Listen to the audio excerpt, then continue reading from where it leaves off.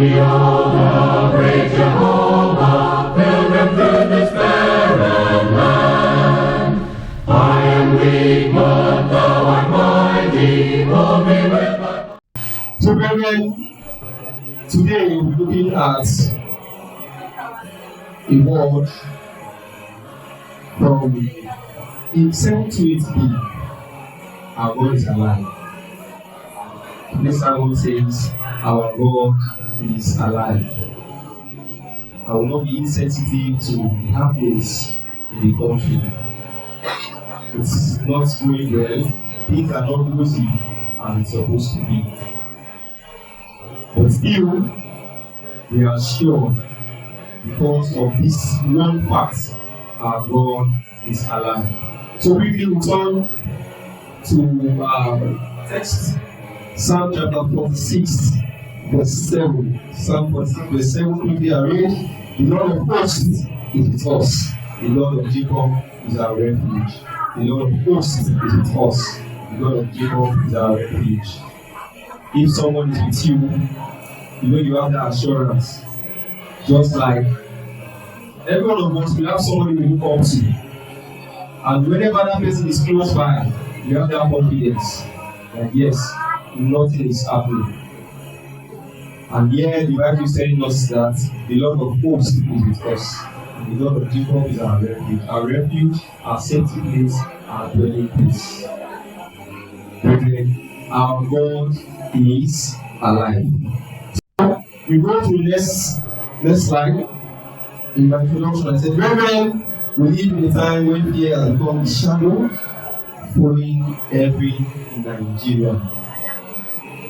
News of killings, kidnappings, banditry, terrorism, and mayhem appear almost every day. Mayhem, people causing destructions.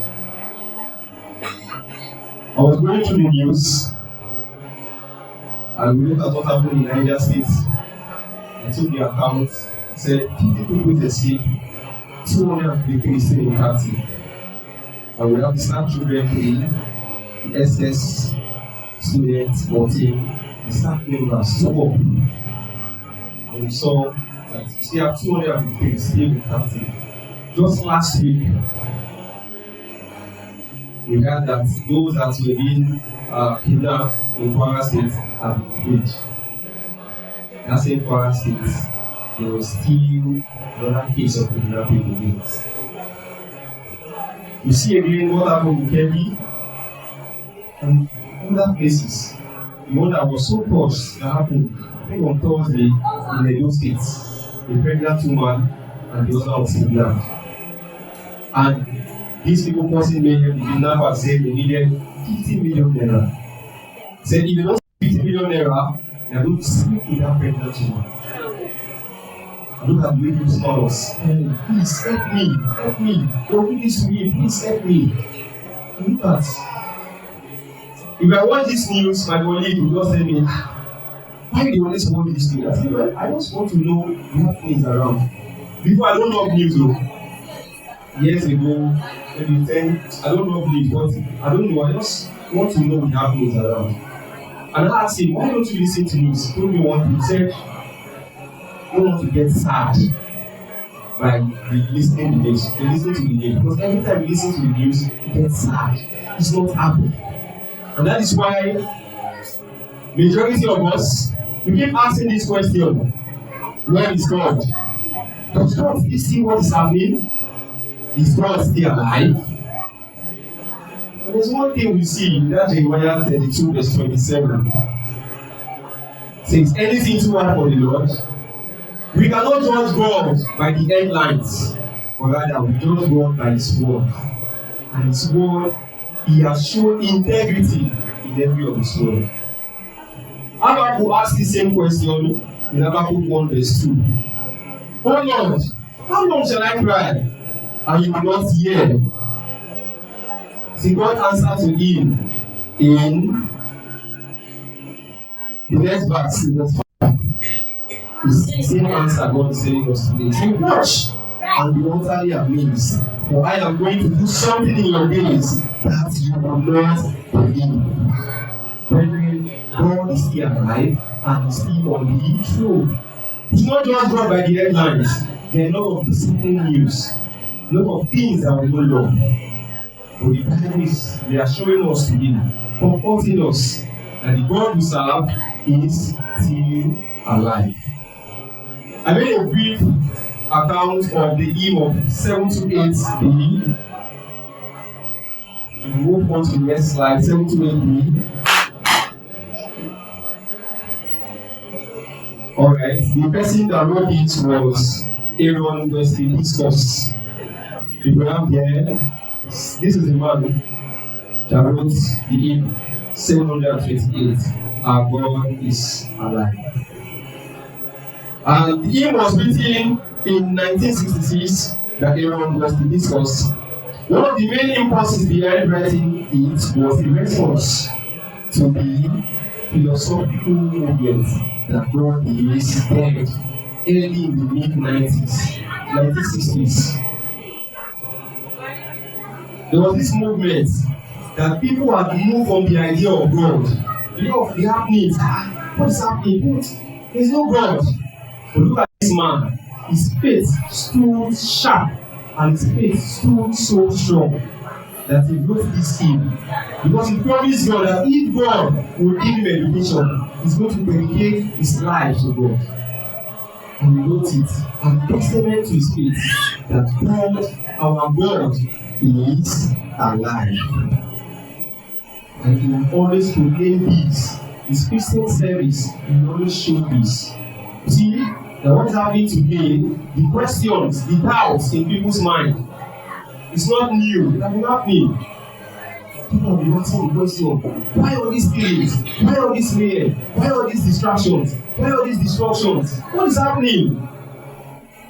Our God is alive. Our God is still alive because He is eternal and unchanging. Our God is still alive because He is eternal and unchanging. The God we serve never dies. The God we serve never sleeps. The God we serve never slumbers. King will die. Government will fail. System will collapse. But brethren, rest assured that our God remains the same. In Psalm 90, verse 2, Psalm 90, verse 2 is telling us here that before the mountains were brought forth, ever you had formed the earth and the world. Whenever you have formed the world, you have formed the earth and the world, even from everlasting to everlasting, you are God. Our God is alive because He is unchanging and is everlasting. The God that we see in this Bible time is the same God we serve today. So, brethren, let's not be moved by the headline. I still say again, let's not judge God by the headlines in our society. But rather, let's judge God by the integrity of His word. And He has proven to be a God of integrity. His power today is not less than the power in Bible times. You see in that Hebrew 13 verse 8 it says, Jesus today, yesterday, and forever. There's no change.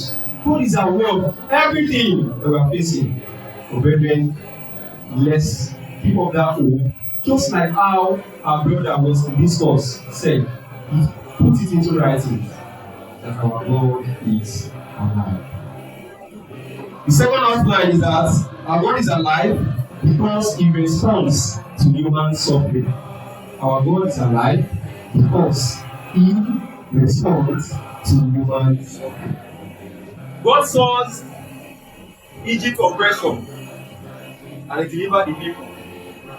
God saw Israelites' captivity and He saved them. Israelites were in captivity for 310 years, but God still saved them.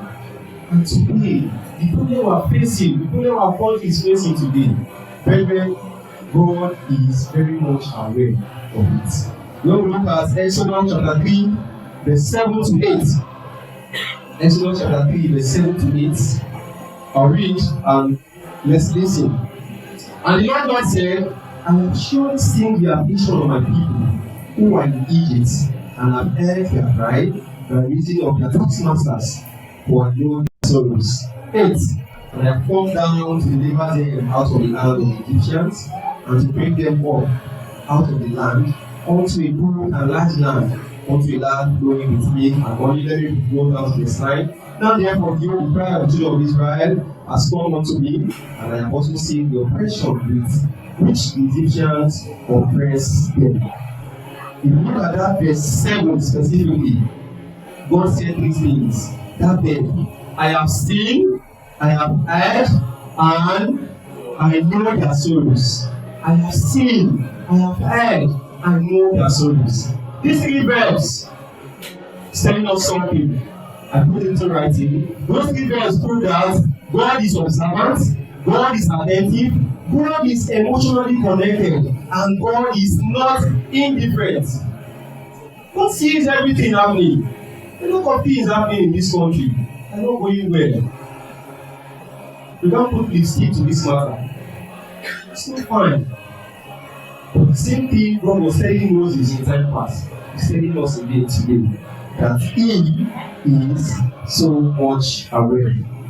It's just like a farmer planting a seed, and the seed is there for so long a time, and people are laughing at it. People have started it.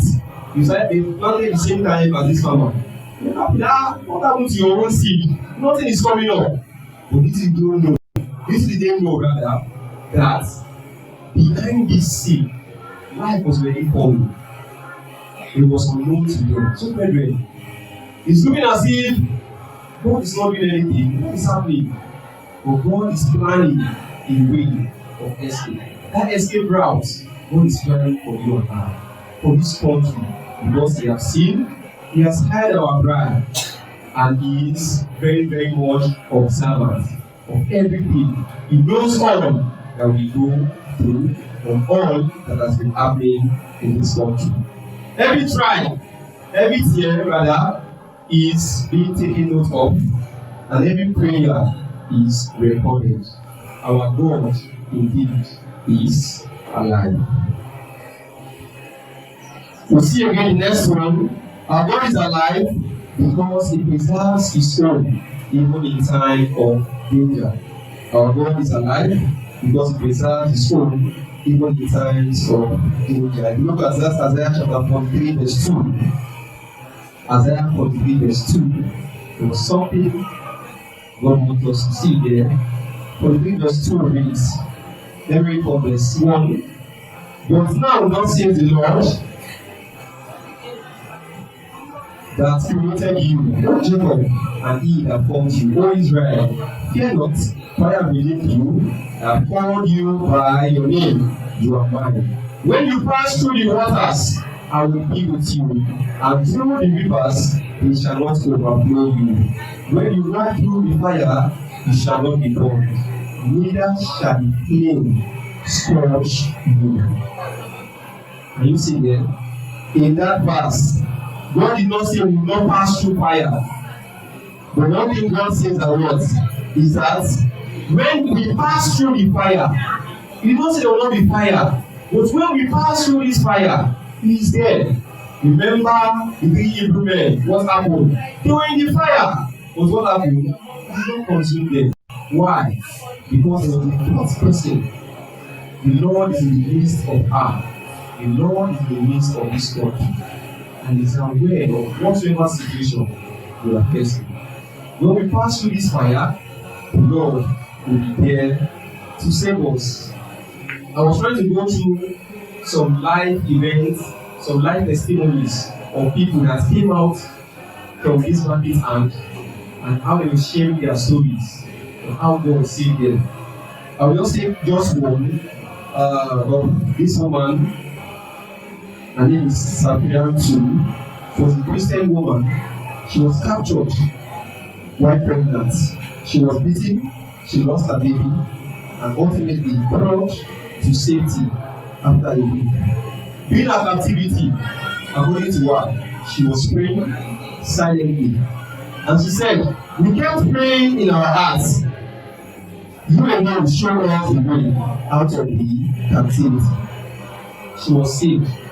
was broadcast between Nigerian soldiers and the people crossing the air.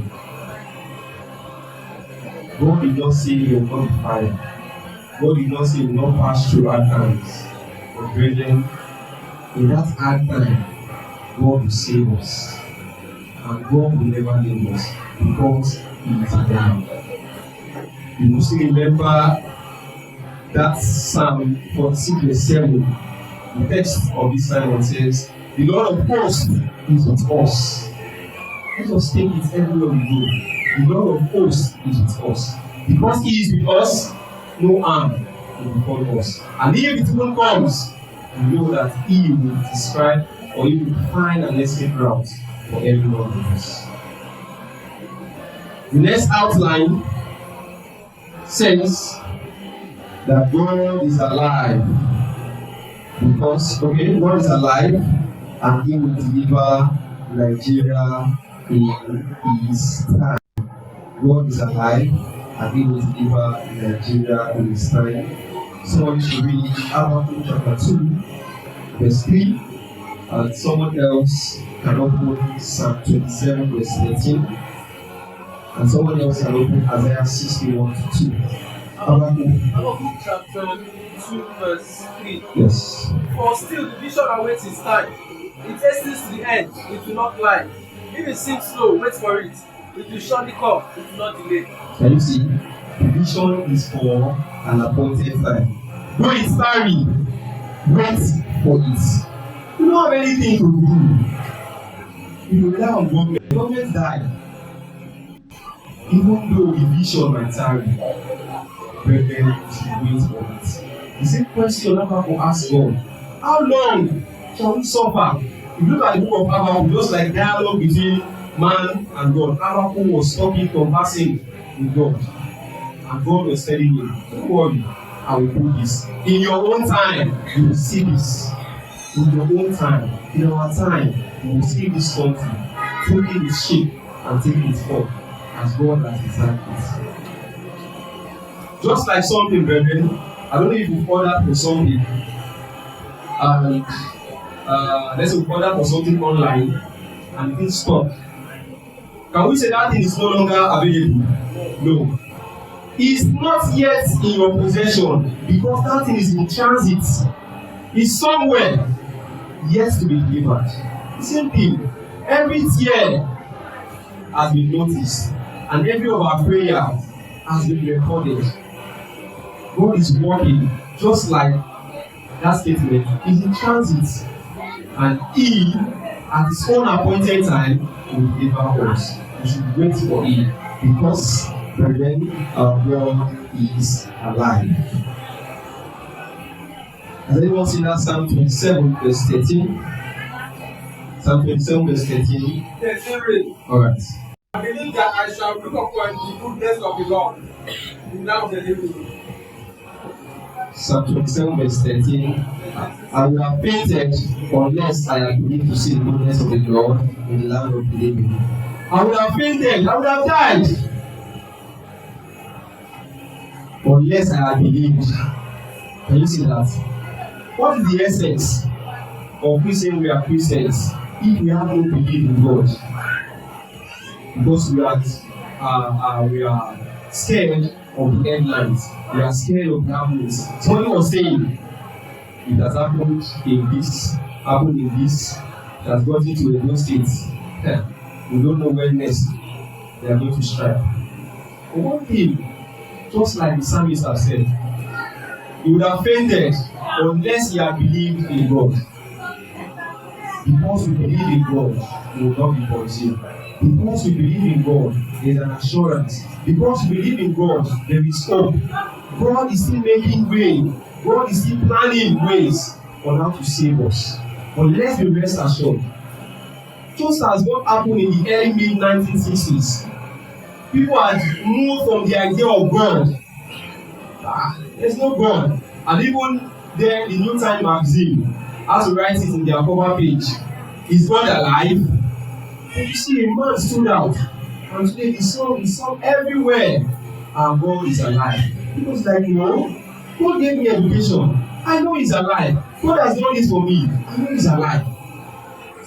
And He wants us. Sometimes when we sing songs, as if we don't sing with understanding.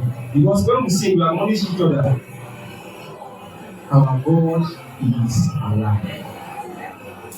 Go again, we should not judge God by the headline, but we should judge God by integrity. Even when it seems like nothing is working, as if God is silent, to judge the integrity of His past deeds, what He has been doing. Okay, I want to have our lesson from the 7th to 8th B. If we move on to the next slide. Yes, the first verse said God as creator. The first verse describes God beyond the hazard view and filling the words with His hands. God created everything we have here, the people, causing mayhem, everything. God knows it. Even their knowledge, before they even think, before they even plan their knowledge, before they even plan whatever deceptive tricks, their antics, everything.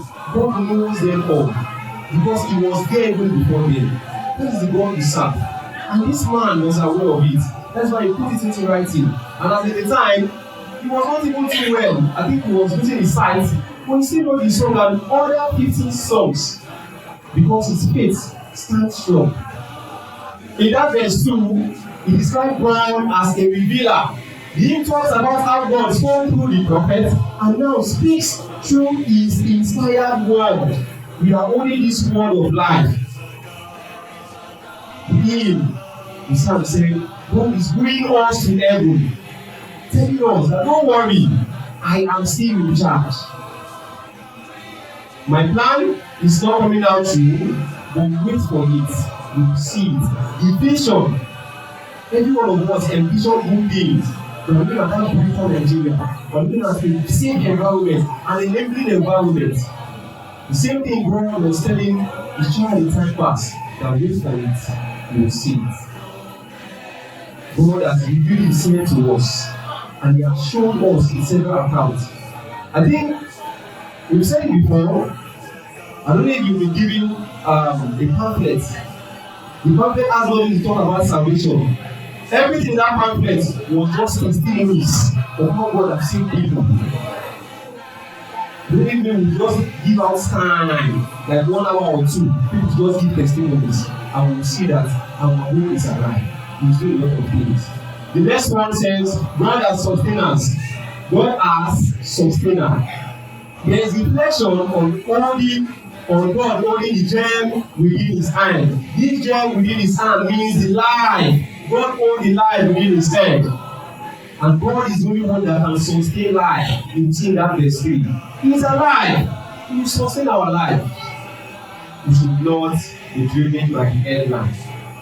We should still remember the integrity of His words. In that verse 4, we say, God as Redeemer. The first verse speaks of Jesus Christ, who hung upon a tree. Because He loved us, He sent His Son. The same God that loved humans that were no good. You see in that Genesis 6 verse 6, He said, well, God was sorry that He made man. He paid Him that these people I made to be useful for my service. They're doing this. That same God, He sent His Son. The same God. That's why the things happen in our country. God is telling us today that there is hope. That He, because of His love, He will give us and save us. In the last verse that we have here, in the chorus is an affirmation of God's existence. The chorus strongly declares God is alive, we live in Him, and we have our being. Just like what God told Moses, I am still the God of all situations. I am still the God over all situations. Brethren, we should not be moved. In my conclusion, brethren, God is alive, God is aware, God is active, God is ahead of Nigerians and enemies. He delivered before, He is delivering now, He will yet deliver again. Weeping may endure for night, but joy comes in the morning. Nigeria will see above the in Jesus' name. Our God, the great I am, secure is treasure within his hand. Though men may search, they cannot find, for God alone does understand. There is a God.